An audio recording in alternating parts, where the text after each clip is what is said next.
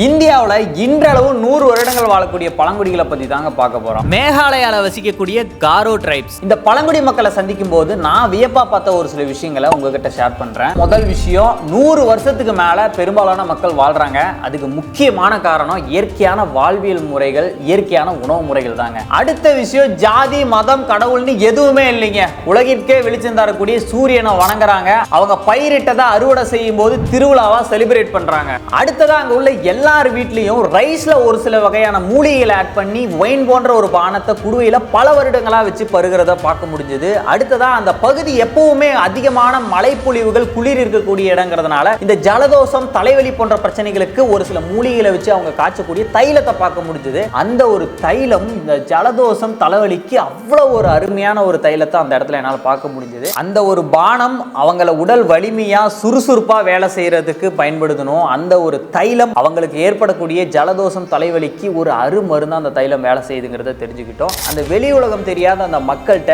அந்த தலைவலி தைலத்தை எப்படி தயாரிக்கிறாங்க, எந்த மாதிரியான மூலிகைகளை பயன்படுத்துறாங்க கூடிய ஒரு சில நுணுக்கங்களை நாங்கள் கேட்டு தெரிஞ்சுக்கிட்டோம். இந்த விஷயத்தை எல்லா மக்களுக்குமே கொடுக்கணும் அப்படிங்கிறதுக்காக தான் நம்ம பூர்வக்குடியில ரொம்ப சீக்கிரமா இந்த தலைவலி, ஜலதோஷம் இந்த மாதிரியான பிரச்சனைகளுக்கான அந்த பழங்குடிகளோட தைலம் நம்ம விரைவில் லான்ச் பண்ண போறோம். மக்களே, இந்த பழங்குடி மக்களை பத்தி நீங்க என்ன நினைக்கிறீங்க? இந்த பழங்குடி மக்களுடைய வாழ்க்கை முறை உங்களுக்கு பிடிச்சிருக்கா? பிடிச்சிருந்தா ஒரு லைக் பண்ணுங்க. இந்த மாதிரி நிறைய பூர்வக்குடிகளோட அசாத்திய திறமைகளை நீங்க தெரிஞ்சுக்கணும்னு நினைச்சீங்கன்னா மறக்காம பூர்வக்குடியை ஃபாலோ பண்ணிக்காங்க.